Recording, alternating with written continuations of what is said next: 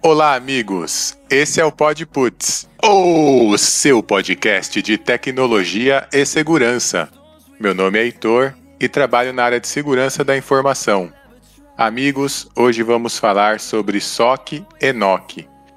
Aqui comigo estão meus amigos Marcelo Borges e Bruno Severo. Salve, Marcelo, que manda de bom. Salve, galera, beleza? Bora hoje falar sobre segurança, sobre redes, que hoje é dia, galera. O podcast tá no ar. Bora. Você, Bruno, tudo bem com você? Manda um salve. Boa noite, pessoal. Claro que bom dia e boa tarde, né?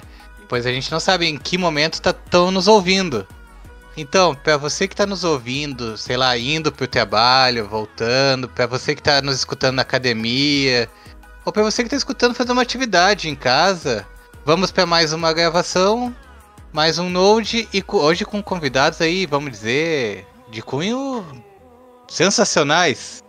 Então, vamos lá. É isso aí, amigos. Abram Windows, mas fechem as portas, que os convidados de hoje são perigosos. Com a gente hoje temos o Paulo Henrique e o Silvio Giovanni. Vamos conversar com você, PH, o menino de ouro da segurança. Tudo bem? Fala um pouco de você, o que você faz, conta pra gente. Fala, Heitor, fala Marcelo, fala Bruno, fala Silvio. Primeiramente, obrigado aí pelo convite, agradeço aí a participação aqui. Eu sou analista de segurança, trabalho na área já faz uns 3 anos aí. Não faz muito tempo, mas já trabalhei com o Heitor, que é o host do podcast, já trabalhei com o Silvio. E hoje estamos aí para colaborar com a área de segurança, falar um pouco de SOC e NOC. Boa, temos também o galã da infra. Salve, Silvio, tudo bem com você? Fala um pouco de você pra gente. Fala, galera, beleza? Boa noite. Meu nome é Silvio, tenho 35 anos. Atualmente sou consultor de TI em infraestrutura. Tenho aproximadamente aí 15 anos na área de TI.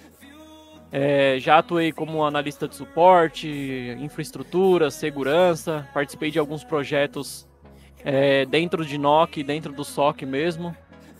Acho que é isso, galera. Legal, agradeço muito a presença de vocês. Então hoje o tema é SOC, que é o Security Operations Center, Centro de Operações de Segurança, e também NOC, que é o Network Operations Center, que é o Centro de Operações de Rede.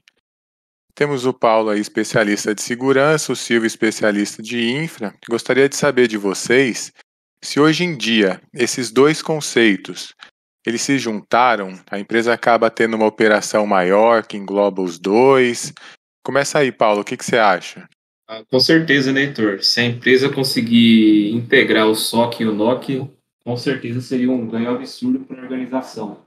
Em geral, assim, o correto, o mundo perfeito, seria que todas as empresas tivessem possibilidade de ter essas ferramentas implementadas aí, uma equipe preparada para isso.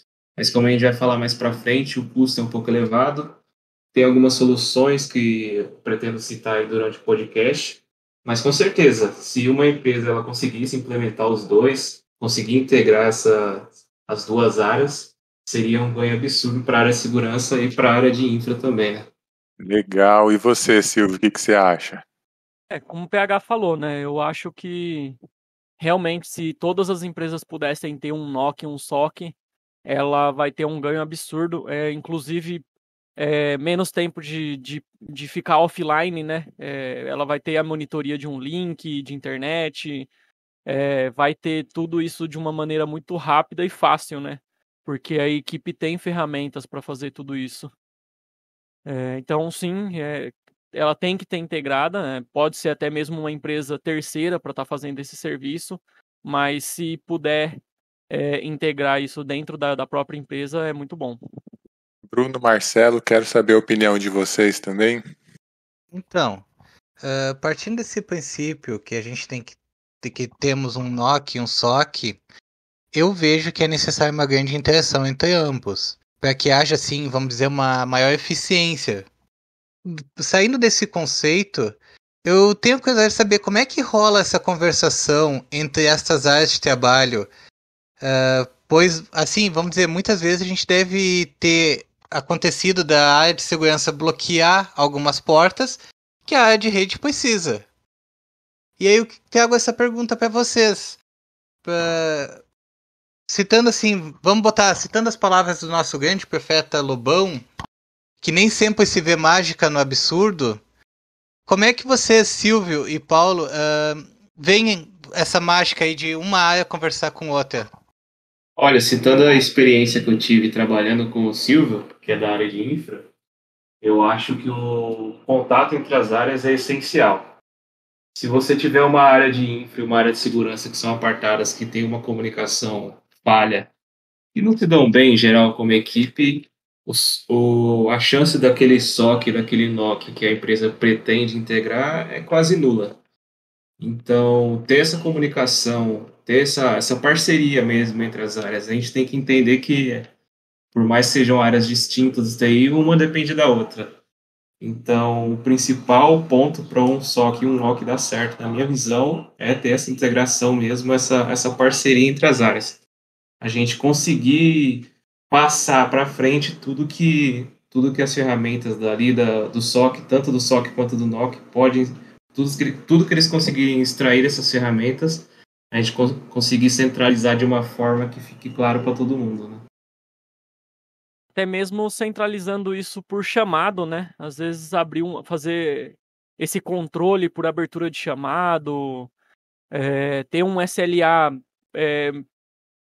mais rígido assim para cada tipo de atendimento, tem prioridade para atendimento, isso acaba facilitando e organizando muito todo tipo de atendimento dentro de um NOC de SOC, que vai facilitar, no fim de tudo, toda essa comunicação entre as áreas. Parte disso não poderia ser resolvido do outro? Não seria o caso de uma gestão de vulnerabilidade, de risco ali, para ver se aquele risco compensa ou não a abertura ou o fechamento daquela atividade? Ou às vezes nem sempre o gerenciamento de risco entra nessa área e as duas partes é que falam entre si?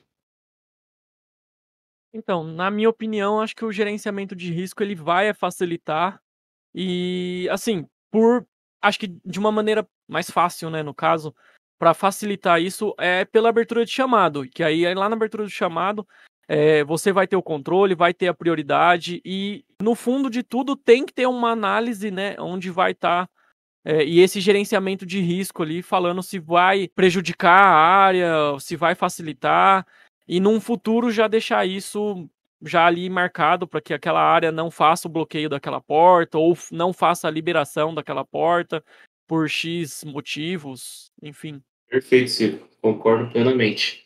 O gerenciamento de risco ele é essencial aí também, como acho que foi o Marcelo que falou, foi o Bruno? Desculpa. Marcelo. Como o Marcelo falou aí, tem que ter esse gerenciamento de risco. E eu acho que o principal ponto que a gente tem que colocar aqui para fazer essa integração com eficiência é realmente a comunicação entre as áreas, seja por chamada, como o Silvio falou, seja uma conversação informal entre as áreas mesmo, que acaba ocorrendo. Pode acontecer, eventualmente, de um CIEM, por exemplo, que eu acredito que seja o principal aliado de um SOC, que é o CIEM, que é o que vai gerenciar todos os logs ali das ferramentas. Ele pode ocorrer um bloqueio de alguma porta, alguma coisa que o NOC esteja precisando, mas se tiver comunicação entre as áreas, se tiver integração, a forma de resolver aquilo vai ser bem mais fácil. Um conceito importante de SOC e NOC é que eles exigem uma equipe especializada 24/7, né? Ou seja, tem um especialista atuando nos alertas, fazendo a monitoria, tratando os incidentes o tempo todo. E isso vai exigir um investimento por parte da empresa, tanto na aquisição das ferramentas que vão fazer essa monitoria, mas também precisa da equipe um pouco maior, né? As pessoas elas precisam estar lá preparadas para responder a tudo isso, trabalhar com essas ferramentas. Esse cenário todo, vocês acham que torna proibitivo o custo que ele gera para empresas menores, médias, pequenas? O SOC e o NOC ele seria só para empresas grandes? O que você acha, Silvio? Então, se for para ter uma equipe própria, talvez sim, seja um pouco proibitivo isso. Mas também nada impede de ter uma equipe bem reduzida. Mas acho que o que pode facilitar é você contratar uma empresa que já faça isso, né? Como é as a Service, né? Um NOC, um SOC, para essa empresa fazer essa monitoria para uma outra empresa pequena, né? Que não teria um custo para ter todos esses tipos de ferramenta dentro do próprio ambiente, né? Então, é proibitivo, mas acaba não sendo, né? Porque tem alternativas para tudo isso. A gente está falando de SOC, de NOC. Eu queria saber, assim, um jeito mais fácil de entender para que serve cada um. O que faz um analista de cada um? Acho que o NOC, ele é mais voltado para redes, infraestrutura, ele vai fazer a monitoria do link, de switch, servidores, com as ferramentas específicas para isso, né? E o SOC, acho que o nosso amigo PH aí pode falar um pouquinho mais. O SOC, ele, assim, resumindo bem, o NOC ele vai fazer o trabalho de estabilizar o funcionamento da rede e o SOC vai proteger essa rede. Então, o SOC em geral, os analistas de SOC no caso, eles vão ter as ferramentas ali, um firewall, um IPS, um IDS, o CIEM, que eu acabei citando anteriormente, que novamente eu acho que o principal aliado aí do SOC é o CIEM, que é ele que vai correlacionar todos aqueles logs. Então, a função do analista de SOC ali, ele vai correlacionar esses logs, todas essas ferramentas que ele vai ter acesso para poder proteger a rede que o pessoal do NOC consegue fazer ali a estabilização, manter o funcionamento da rede sempre 100%. Falando sobre isso, eu tava até falando antes da gente começar a gravar, vamos trazer para o oficial, porque eu acho que é bem interessante. Como eu gosto de dizer assim, vidas passadas, eu trabalhava como analista numa fábrica e a gente teve um caso bem curioso, que foi uma fibra que rompeu e assim, gente, tivemos que procurar a tal da fibra que estava rompida nas caixas de passagem. E quando a gente achou a caixa de passagem onde ela estava rompida, tinha um ninho de rato com muito, mas era uma colônia ali. E os bichos simplesmente fizeram a fibra ótica de banquete. E olha que a gente usava malha anti-roedor. E, cara, parecia que era papel pros bichinhos. Então, sabe assim, foi uma coisa que eu não me esqueço da cena de abrir aquela tampa e aqueles bichos começaram a sair correndo pra tudo que era lado. E você se sentiu no Ratatouille ou não? Pá, sabe, é exatamente aquela cena do Ratatouille, que cai o teto ali e sai tudo correndo, é igualzinho. E o pior é que parece bem isso, porque sai correndo pra tudo que é lado, eles não querem nem saber pra onde vão. E vocês têm alguma história assim que já aconteceu com vocês desse tipo? Na parte de infraestrutura sempre tem, né? Alguma coisa assim, cobra na onde passa a fibra, rato, barata, sempre tem, né? E outras coisas que acontecem também é na rua, né? Às vezes tem um acidente de carro, um caminhão que acaba rompendo uma fibra, né? Sempre tem esse tipo de problema. E já aconteceu diversas vezes comigo. Já na parte de SOC ali, acho que é mais ataques, né? Acho que o PH pode. Ah, mas antes de entrar pro PH, Silvio, deixa eu te perguntar se já passou por isso. Tu vai te identificar também. Cara, tem aquela situação assim, ó. Deu queda, tudo para. Aí a gente vai lá, vê o hackzinho ligando, os switches todos subindo, aqueles switchzinhos tudo piscando as luzinhas. Aí lá nas tantas não tem rede. Vamos até as. E não tem rede, e não acha nada, e o switch tá on. E o NOC lá dizendo que para eles a rede tá on. E ali na ponta tu vendo que não acontece nada. Aí lá nas tantas a gente descobre que justamente aquela porta, sabe, aquela portinha no switch que tava tudo cascateado, que tu não sabia que tava cascateado, é ela que deu pau. Já passou por alguma coisa assim, Silvio? Já aconteceu isso sim. Uma vez na onde eu trabalhava tinha um switchzinho desse, só que ficava no meio do corredor, não ficava dentro de um rack nem nada. E aí um usuário simplesmente achou interessante plugar um cabo numa porta, um outro cabo numa outra porta, acabou formando um looping na rede ali e simplesmente parou tudo e não tinha como descobrir que foi um usuário que acabou fazendo isso, né? Então tem que sair batendo lá de hack em hack, procurando onde está esse switch aí, que às vezes é um switch que não é gerenciável, né? E aí não tem como colocar, por exemplo, nos ABICs, e aí acaba uns 2, 3 anos depois, quem instalou esse switch não tá mais na empresa, ninguém lembra dele, e um usuário sempre acaba achando isso, né? E às vezes por maldade ou não, ele acaba colocando um cabinho na porta 1, o mesmo cabinho na porta 2 ali, e acaba parando toda a rede, né? Mas acaba acontecendo isso, Acho sim. que é aquela síndrome do usuário bonzinho. Ó, tem um cabo, tem um buraco. Acho que encaixa. E plá! Encaixa aqui, vamos pôr esse cabo aqui, vamos ver o que que acontece. Aí você sai perguntando, ninguém mexeu, ninguém viu, ninguém sabe o que aconteceu. Não, e eles ainda dizem que é normal. na boa intenção, pra não deixar o cabo solto, que o cabo tava solto ali. Vamos na boa intenção. Mas eu tenho um caso assim que eu sempre falo. Por que, que a portinha não estava identificada, o cabo não estava voando?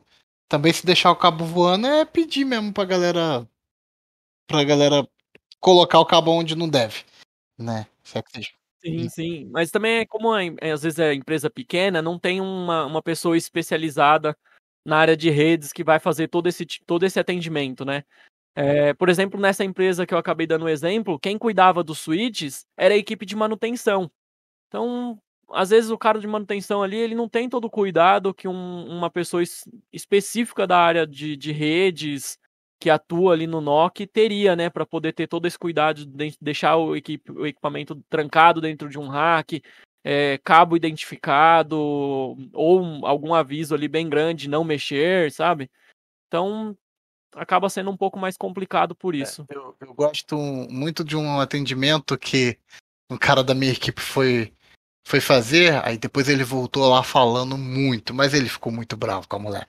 Aliás, bravo com a mulher, mas não descontou nela, ele falou lá com a gente, né, naquele desabafo com o time. Que ele foi atender a mulher, tô sem rede. Tá bom. Deixa eu ver o que você tá sem rede. Você tá sem rede porque seu switch tá desligado. Ué, como assim? Isso nunca ficou ligado. Falei, ficou assim? Não. Tá, pode ver aqui, ó, tá até desligado da tomada. Isso nunca foi ligado na tomada elétrica. Eu. Aí ele quis discutir. A mulher quis discutir com ele que switch não se ligava em tomada elétrica. Foi tenso.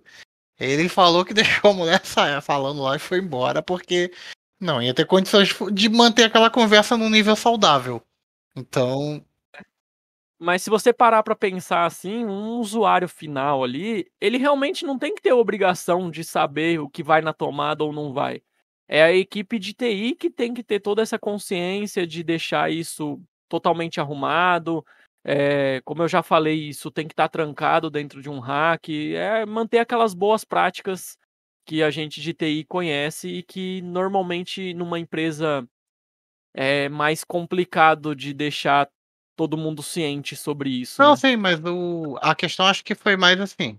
Se o técnico, que é ele, tava dizendo que aquele equipamento é ligado, que aquele, né, eu acho assim, às vezes você tem que entender da sua área.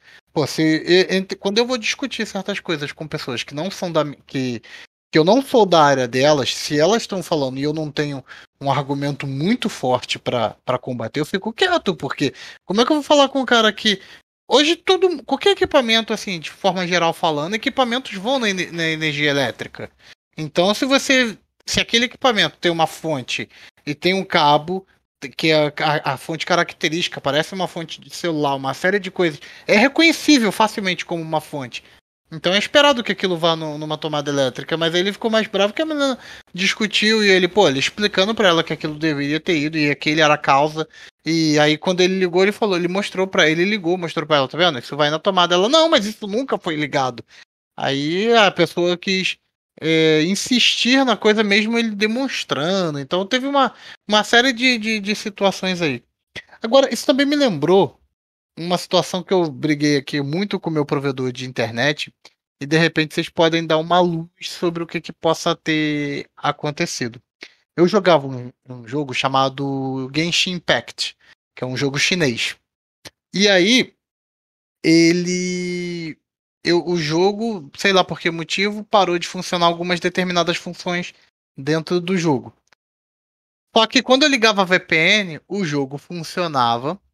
E quando eu desligava a VPN, as funções do jogo não funcionavam. Entrei em contato com o provedor, falei, olha, eu acho que tem alguma coisa a ver aí com a área de rede de vocês. Alguma coisa não está funcionando adequadamente, porque porque quando eu ligo a VPN funciona e quando eu não ligo a VPN não funciona, e não faz sentido o caminho ali. Que vocês não podem dar uma olhada e tal, ver se era um protocolo, um roteamento doido, uma permissão indevida, alguma coisa assim. A empresa falou que isso era problema no meu computador, cara. Eles sequer investigaram o problema, né?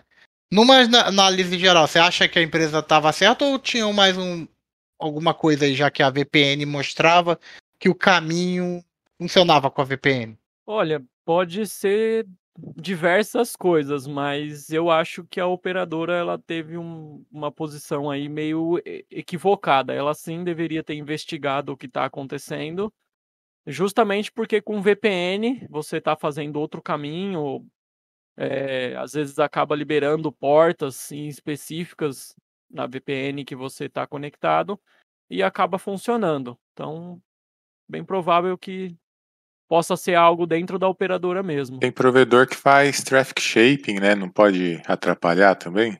Pode atrapalhar também. Às vezes faz um traffic shaping muito baixo ali e acaba complicando a conexão, dando timeout. Então pode ser isso sim.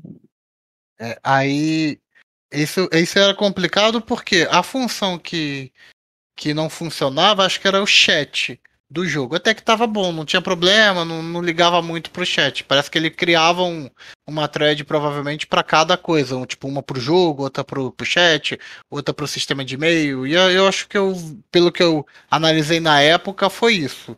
Ele tinha várias conexões para determinadas funções dentro do jogo. Só que o problema principal é que eu precisava arrumar antes de um determinado tempo, porque essa função não deixava, esse problema não deixava o launcher do jogo funcionar.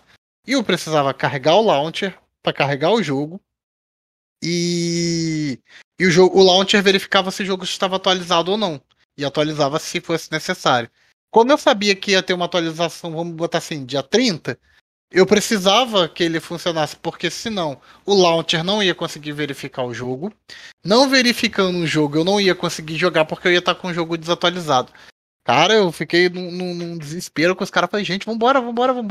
E aí tentei negociar com o cara, expliquei, e os caras tiveram uma postura bem ruinzinha. Mas é uma empresa que me presta um serviço, assim, uma qualidade muito veloz, mas eles têm um suporte muito ruim. Eu odeio ter que falar com o suporte deles. É, toda vez que eu vou lá é estresse. Né? Mas é. E olha que eu sou amigo, como eu falo com eles, cara, eu sou da TI, a gente conversa, a gente troca uma ideia aí sobre o que for necessário, ajudo no que eu puder ajudar desse lado aqui, mas os caras são. Tem gente que o cara que eu falei, eu senti uma certa. Um snob dele, porque assim, tipo, eu que sou o cara dessa área aqui, não é o você que está aqui, entendeu? Então eu sou entendido. Aí eu falei, pô, tá bom, esse é o caminho que vocês vão seguir. E aí ficou muito tempo essa discussão, mas depois resolveu. Depois resolveu. É complicado, né? Às vezes o produto é bom, mas o atendimento é tão ruim que acaba manchando a imagem do produto, né? Sim.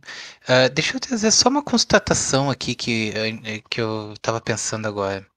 Nosso colega aí apresenta-se como nome de hacker russo, joga jogo chinês e mora no Brasil. Poxa, mas é globalizado esse Marcelo, hein?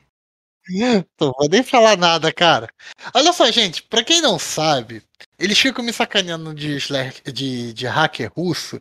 É só porque o meu nome é de uma época lá de adolescente misturado com uns anime maluco aí. Né? É Slasher Makarov. que por sinal era a forma como eu ia me apresentar a princípio nesse podcast. Mas depois eu resolvi ficar com o meu nome pessoal mesmo, mas é Slasher Makarov. É por causa do Makarov, galera. É que eles me chamam de hacker russo. Que alguém me perguntou por que era isso. Aí tá aí a questão pra quem ficou na dúvida por algum motivo. Agora, só seguindo essa linha, Silvio, tu disse que trabalha como consultor, né? Cara, eu tenho essa curiosidade, sim.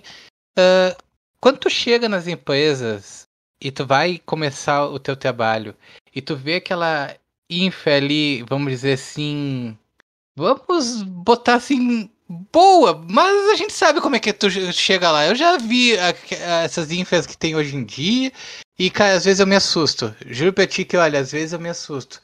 E tu, como é que é lidar nesse início aí? Como é que tu chega pro cara e diz assim, ó, meu amigo, eu não quero dizer que tá ruim, mas tá mais ou menos, mas a gente tem a salvação. Então, eu acho que no início tem que fazer todo o levantamento, colocar monitoria e começar a mostrar isso para o cliente em gráficos, números, que é o que ele vai mais entender, né? É muito difícil um cliente que tenha conhecimento técnico para saber e olhar ali switch, né? Configuração de switch, configuração de firewall e já identificar. Então, às vezes o cliente ele contrata uma empresa para mostrar números para ele, né? Então você tem que estar ali mostrando o número. Olha, você tem um link aí de 50 megas, mas você tem 150 funcionários na empresa. Ó, sua internet, quando dá 8 horas da manhã, aí já tá toda topada, tá travando, por isso que tem lentidão. E aí você começa a mostrar com um gráfico, número, sem depreciar, né, a rede do cliente, sem ficar falando mal. E aí ele mesmo acaba entendendo quando você mostra isso de uma forma diferente para ele.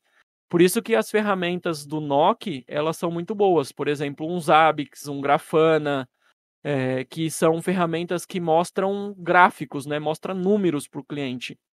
E aí fica muito mais fácil de você explicar para ele aonde ele tem que melhorar, como ele vai melhorar. Dá para fazer uma estimativa de quanto ele precisa gastar para conseguir melhorar essa rede dele, ou até mesmo a parte de segurança, colocar um firewall de borda, onde esse firewall também vai ser monitorado pelos Zabbix, pelo Grafana ali, mostrando gráficos, né? Eu acho que tem que ir assim, tem que ir nessa linha mesmo, mostrando a questão de números para ele, né? Fica muito mais fácil. A gente está falando de NOC e SOC e a gente sabe que essa não é a realidade para todas as empresas, né? Até pelo que a gente comentou do investimento que precisa, da equipe maior. Eu gostaria de saber, para empresas menores que não têm essa equipe grande, o que dá para fazer? Tem alguma solução open source que ajuda? Vocês conhecem alguma alternativa de monitoria? O Silvio citou aí algumas. Tem alguma outra que vocês recomendam para fazer alerta, que seja mais viável? O que você acha, Paulo? Na parte de gerenciamento de logs, que seria basicamente uma espécie de CIEM, tem uma ferramenta que eu já cheguei a testar, já fiz uma POC sobre ela, que é o Wazuh, W-A-Z-U-W, ou W-A-Z-U-H. É uma ferramenta que ela é voltada para o gerenciamento de logs em máquinas. Então, você basicamente instala um agente nas máquinas, seja ela Mac, Windows, Linux, qualquer tipo de máquina. Ele consegue fazer a monitoria através desse agente. E a partir do momento que você instala esse agente, ele consegue monitorar a atividade da máquina. E a partir dos logs do próprio Windows, que o Windows gera, no caso do agente de Windows, né? Ele joga para dentro da ferramenta e você consegue fazer o relacionamento de logs ali dentro.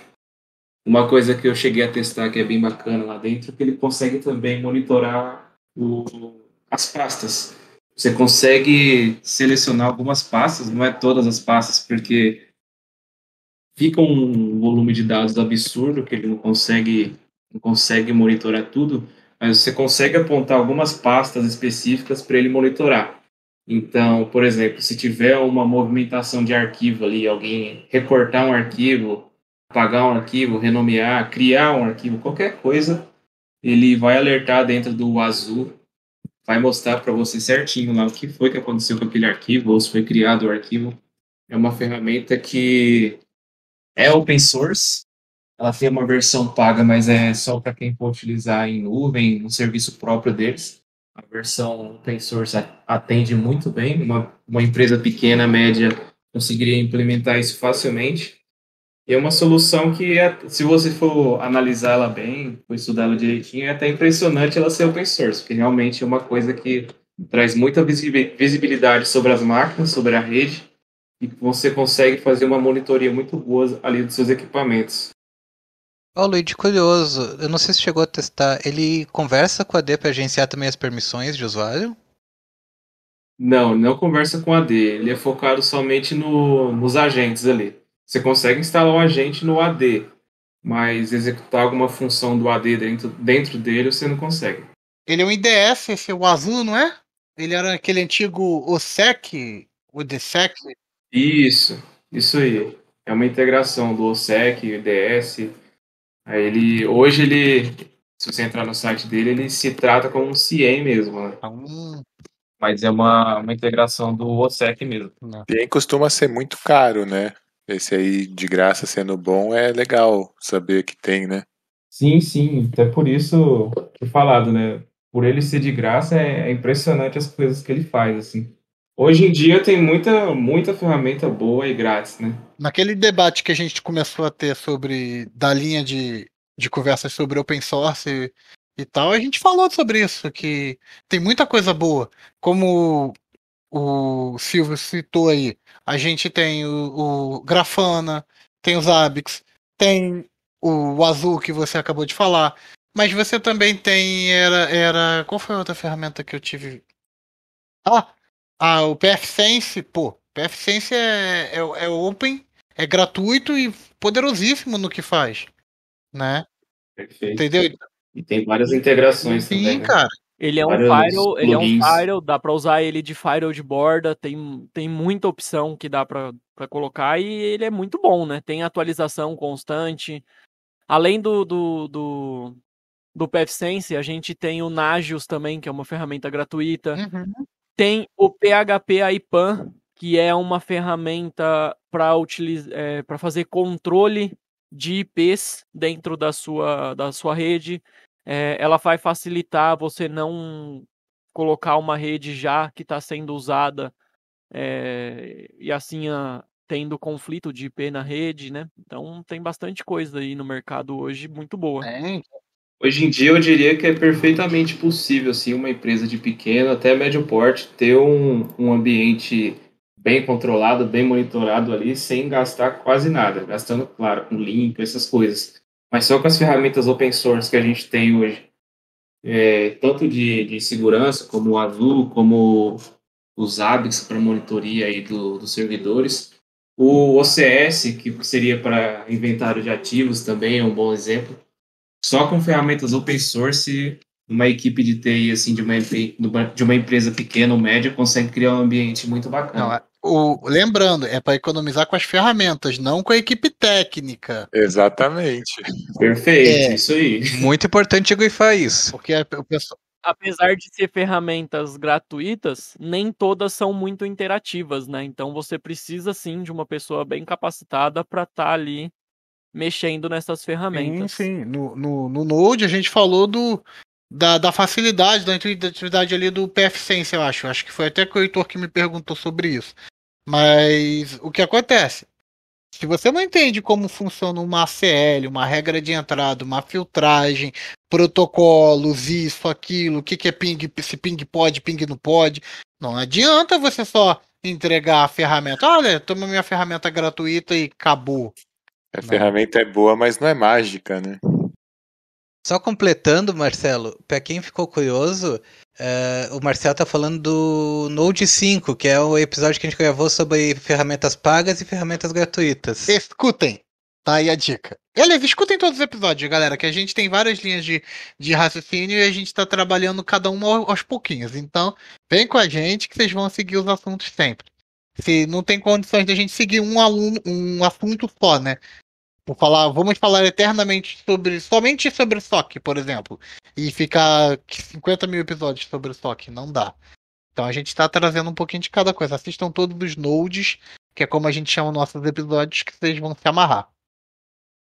Lembrando que PUTS é Profissionais Unidos da Tecnologia e Segurança. Então, tecnologia engloba tudo, gente. A gente é da tecnologia. Vamos falar do mundo da segurança, mas também do mundo do dev, QA, como a gente já falou sobre parte de softwares, e por aí temos muito mais temas vindo à frente. Mandar nudes é perigoso, é melhor ouvir Nodes. Boa. Aqui, e o Security Onion, vocês curtem? Esse aí a gente já chegou a fazer um testezinho nele, né, Heitor? A gente chegou Ele é sensacional na teoria, mas ele é arisco, digamos assim. É o que você falou, tem que ter uma pessoa muito boa naquilo para conseguir fazer ele funcionar perfeitamente. Ele, por exemplo, o Azul tá dentro dele. Uhum. E tem várias outras ferramentas É um mundo, ali né, inclusas. de coisa. Então você conseguir integrar isso tudo é meio complicadinho. Mas é uma ideia muito boa também. Só que assim, entra na questão do que a gente estava falando do SOC. Ele meio que vai funcionar como uma ferramenta ali de SOC. Mas você tem que ter a equipe para monitorar aquilo tudo, né? Uma equipe 24/7. Então, já que a gente está falando em equipe, conta aí, qual é a equipe mínima que você acha que um SOC tem que ter? Porque não dá para o cara só para uma pessoa fazer tudo, né? Então... Não. Como a gente está falando aí, é 24/7. Então, claro que vai depender muito do volume de dados de cada empresa.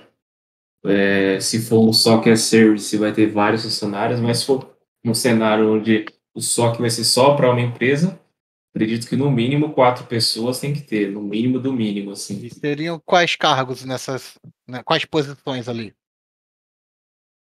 É importante ter uma pessoa, um coordenador ali, um líder, e os analistas de segurança, né? Analistas de SOC. A partir disso, a gente já consegue começar a gerenciar um negócio interessante. Então, Geralmente pelo menos o SOC 1, 2, 3 e o coordenador. Isso. geralmente tem esse SOC 1, que é o pessoa para receber ali o primeiro alerta, ver se não é um falso positivo, né? E quando é um problema mesmo, geralmente aciona as outras instâncias, né?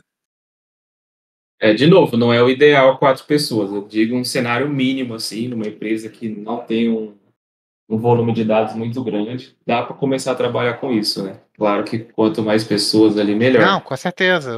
É só para quem está ouvindo, às vezes está querendo montar o seu próprio time de SOC, né? Depois o Silvio falou um pouco pra gente do mínimo que ele acha pro NOC, pro cara fazer, não. Porque tem muito, em alguns lugares do Brasil, tem muito a história da equipe que a gente já discutiu aqui, acho que foi no primeiro Node ou no segundo Node que a gente discutiu isso, sobre o cara da equipe. Às vezes bota só um analista lá, aí quer que o cara faça suporte ao usuário, redes, segurança, programação, e tudo pagando o mesmo salário de um estagiário pro cara. Aí Você esqueceu da LGPD, tem que resolver também. tem que LGPD que tem que resolver. Não, e eu tô aqui pensando, e cadê o estagiário pela E-Log? Então, cara, é isso que a gente defende, o uso correto dos recursos, tanto tecnológico quanto humano. Pô, não é explorar os outros, não. Essa questão de equipe que você citou, já vi empresa querer implementar um SOC, assim, um projeto de SOC, com uma pessoa só. Então. 24, sendo que o SOC, a máxima dele é funcionar 24/7, e a ideia era implementar um SOC com apenas um analista de segurança. Coitado do analista. Claro que deu errado, né? Aí vale a pena ter o analista e ter um SOC, como tu disse, as a service, terceirizado para fazer a função, e o analista só acompanhando o que vem dali. É uma opção interessante, Caso, né? Eu sei que tem isso, por isso que eu levantei essa bandeira, porque eu já passei por isso. Igual assim, tem gente que foi. Eu vi uns hábitos que não tava tão bem configurado, e aí o cara jogava uns alertas dos hábitos, por exemplo, para saber se um computador tá ligado. Ele verificava aquilo a cada 1 hora. E aí eu fui conversar e falei, olha, se você acha que tá te atendendo assim, tudo bem, mas vamos pensar aqui. Se ele pegar uma coisa aqui, eu quero ver se meu computador está ligado. E ele só vai te dar o próximo alerta. Porque a trigger, né, só gera quando ele detecta a falha. E se ele só busca isso de 1 em 1 hora, você vai ficar 1 hora aí parado, sem nada, até você descobrir que teve uma falha. Ou o primeiro usuário reportar para você. É interessante essa questão para você ou não quer? Você não deve querer reajustar melhor e tal. E aí a gente volta um pouco pro NOC, pro Silvino falar. Silvino, qual é a equipe mínima aí que você acha? Então, dentro do NOC, eu ficaria também com essa opção de pelo menos aí 4 pessoas. Um coordenador e NOC 1, NOC 2, NOC 3 aí. Só para confirmar o raciocínio, vocês dizem 4 pessoas ao mesmo tempo ali, né? Porque se é 24/7, essas 4 sozinhas não vão conseguir cobrir, né? Então, eu tô pensando em 4 pessoas aí, no mínimo, revezando horários, né? Um trabalhando, por exemplo, de manhã, o outro à tarde e um à noite e madrugada, né? E aí o coordenador ficaria período horário comercial aí, digamos, né? Mas isso, assim, é o mínimo do mínimo e existe a grande possibilidade de não dar certo, Se tá? der uma dor de barriga, já ferrou, né? Já ferrou, é isso mesmo. Agora, uma situação da qual até já presenciei, quando eu trabalhava com o Heitor e com o PH, nós não tínhamos um SOC, mas, assim, nenhum NOC, mas a gente tinha a área de infraestrutura e a área de segurança, que somavam 4 pessoas. Porém, as nossas atividades não eram de madrugada, era horário comercial. Então, a gente tinha 4 pessoas. 2 para trabalhar em infraestrutura e 2 para trabalhar em segurança. E atendia super bem naquele cenário, né? Agora, pensando numa empresa que vai trabalhar focada em NOC SOC 24/7, 4 pessoas já não é suficiente. Somando as duas equipes, seriam 8 pessoas. Continua não sendo suficiente, porque ficaria uma única pessoa em cada turno, uma para segurança, uma para infraestrutura, e ainda assim ficaria muito corrido para elas. Eu acho que se for para trabalhar 24/7, deveria ter aí pelo menos um mínimo do mínimo aí 2 pessoas para infraestrutura, 2 pessoas para segurança em cada turno, tá? Então seria aí acho que um total de 16 pessoas, né? Tipo, o que a gente tá falando é mais pelos cargos mesmo, né? Porque, assim, se PH me corrija aí se eu tiver errado, né? Que o SOC 1, ou N1, L1, o que cada um gostar de chamar, né? Ele vai ser aquele cara dos alertas, que vai cuidar do alerta. O 2 já vai ser do incidente a resposta. E o 3 fica lá com a Threat Intelligence, o Threat Hunter e por aí vai. Então, assim, a gente tava falando mesmo das posições, porque a posição várias pessoas podem ocupar, então é só pra aquela galera que tá ouvindo ter uma noção mesmo. Acertei as posições, PH? Perfeito, perfeito. Tem alguns cenários em que o SOC tem 1 ou 2 só, e alguém coordenando Não, ali. Já vi também, mas o que você falou tá corretíssimo. Isso é claro que a gente quer trabalhar no ideal, a gente quer que as pessoas entendam, por exemplo, que a gente é doutor, como algumas pessoas aqui me chamavam, não, você é o doutor do computador quando eu era técnico. Eu falei, não sou doutor não, mas tá bom. Aí que a gente é doutor. O menino da informática. Tipo isso. Aí você é o doutor do computador, só que o doutor da saúde, todo mundo entende que o cara cardiologista só cuida do coração e você não fala lá com ele de rim, fígado e tá tudo bem. Mas quando você chega na área do doutor da informática, o doutor da informática não pode só saber programar ou só saber lidar com isso. O cara tem que fazer de tudo. Ué, mas espera aí. Por que para outras profissões entendem-se entende-se que pode ter uma especialização, uma divisão, e para a nossa carreira não. Então, entendam, é isso que a gente mostrou um pouco aqui agora, que as posições existem dentro do NOC, assim como tem no NOC lá o cara da monitoria que está ali vendo o que está acontecendo. Depois tem o N2 que vai tratar o que o primeiro não conseguiu tratar, ou se for um assunto mais polêmico ali, mais polêmico não, perdão, mais técnico, que exige uma investigação mais profunda, e quanto mais a gente vai aprofundando, a gente chega até o 3. Antes da gente ir para o próximo tema, qual é o NOC 2 e o NOC 3 faz o que mais ou menos, o Silvio? Então, acho que o NOC 1 ali é aquele carinha que vai receber o chamado, verificar o link, fazer a monitoria. O 2 é bem provável que vai ser a pessoa que vai ficar ali resolvendo mesmo algum problema de roteamento, fechando uma VPN com algum cliente, uma coisa de roteamento simples, né? Configurando um equipamento novo, implantando uma ferramenta nova ali, fazendo algum teste. E o NOC 3, acho que é o cara ali que vai estar ali para resolver todos os problemas, desde para estar auxiliando também o NOC 2 ali com algum problema, um problema de roteamento ali que ele não está conseguindo resolver, fechar uma VPN, fazer a VPN para trabalhar home office. O 3 ali ele vai estar fazendo tudo, né? Tudo que precisar fazer. Então posso resumir dessa forma? O N1 vai dar um suporte inicial ao usuário, o N2 vai cuidar da LAN e o N3 vai cuidar da WAN. Funcionou? Basicamente isso. Englobando só ali o N3, que ele vai fazer também a LAN e atender fazer um suporte ali. Ele vai acabar fazendo todas as funções, né? Mas resumindo, é isso daí só mesmo. pra ter aquela noviada mesmo. Né? Como eu falei, pra quem é a galera que tá ouvindo, vai todo mundo vendo. Então aí, galera, ó, quem gostar de SOC, quer defender, quer fazer. Eu gosto muito de brincar aqui no SOC, você tem muito aquela. No hacker ético e tal, você tem muito aquela coisa de desafio de mente, porque você tá achando falhas. Você pode ser segurança. Quem gosta de uma outra área de mais técnica, detalhada, ver detalhezinhos ali, vai pro NOC, tem rede de comunicação. Tem, cara, a TI tem pra tudo, gente. Vem pra TI que é sucesso. Show de bola, Marcelo. Muito boa a sua analogia. Queria puxar um outro tema. Amigos, hoje é dia 6 de julho. A gente está gravando aqui na quarta-feira. E sábado agora, dia 9 de julho, tem a RoadSec aqui em São Paulo. Quem estiver ouvindo e não foi, já se programa para ir na próxima em 2023. Mas nessa de 2022 estaremos lá, juntos nesse evento. O Silvio vai, o Paulo também estará lá. Ele é voltado bem para a nossa área de tecnologia, de segurança.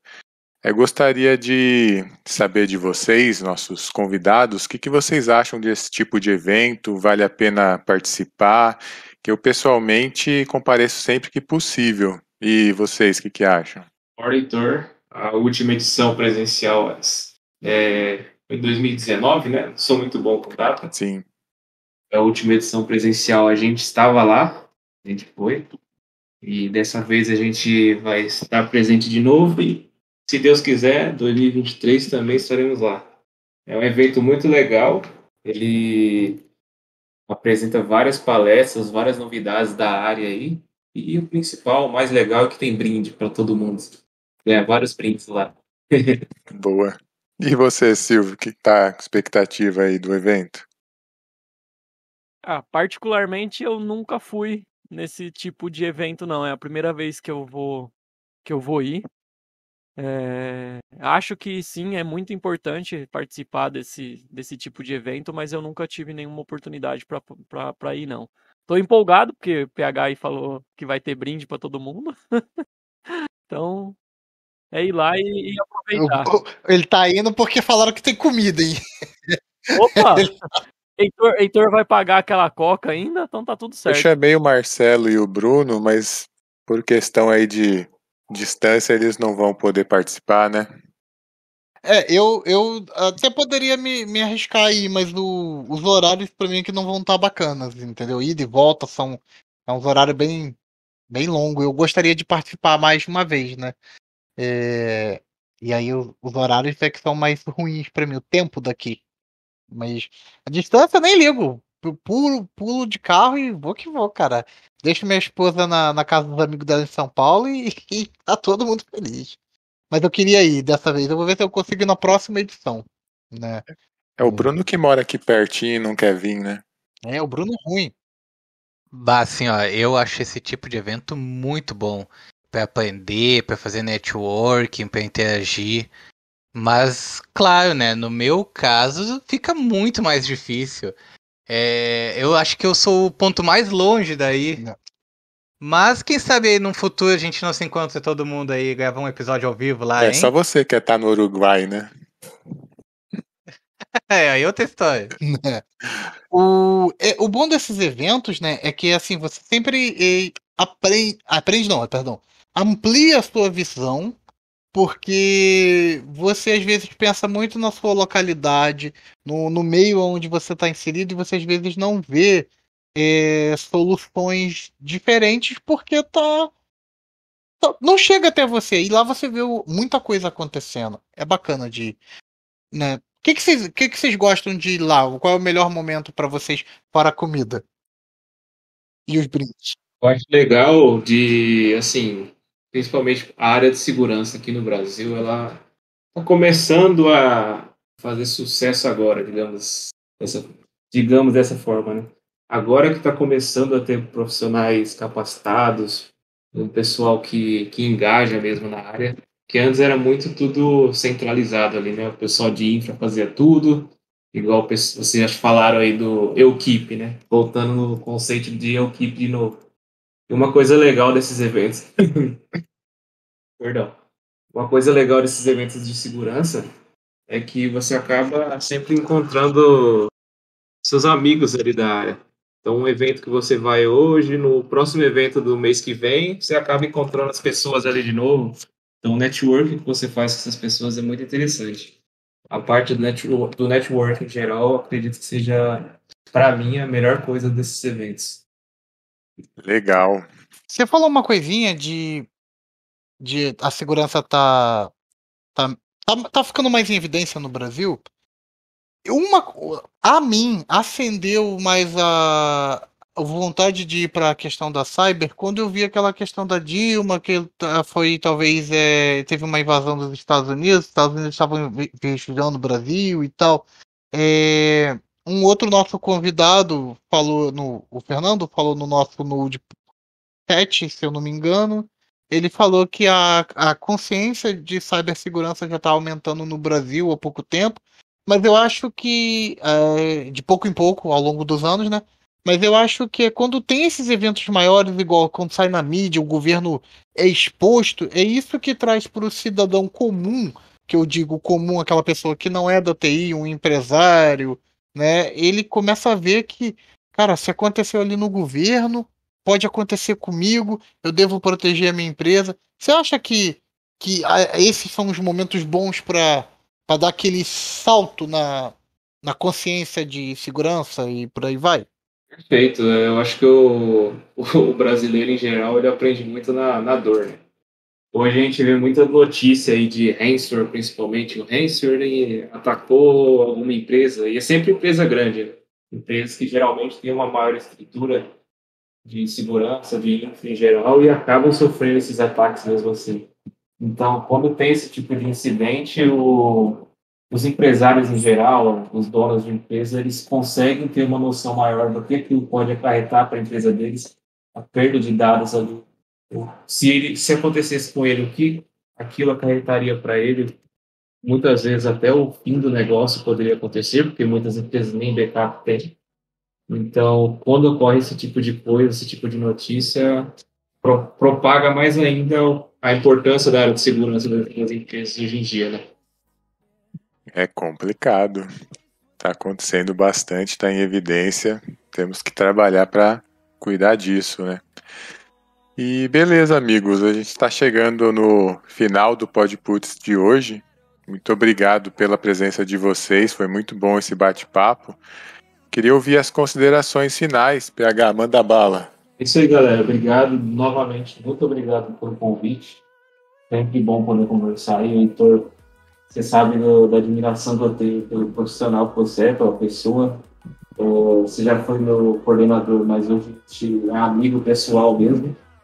O Silvio também, não tenho nem palavras do que falar. São duas pessoas que me ajudaram muito na minha carreira aí, por mais que não seja muito longa, mas com certeza se me ajudaram bastante na minha trajetória. E agradeço aí ao Bruno e ao Marcelo. Conheci vocês hoje, são pessoas muito legais. Obrigado aí pelo convite. Espero que a gente consiga se encontrar pessoalmente aí algum dia. E você, Silvio, manda suas considerações finais. Queria agradecer vocês aí também pelo convite. Espero poder participar mais vezes aí do podcast com vocês. Valeu, galera. Obrigado. Bruno, Marcelo. Pô, galera, a noite de hoje foi muito bacana.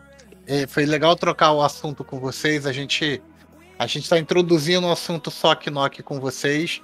E foi muito legal. Agradeço a presença dos nossos convidados aí. Agradeço a todo mundo que está ouvindo. E foi instrutivo. Espero que tenha sido instrutivo para vocês também. Sobre como um pouco do NOC age, como o SOC age.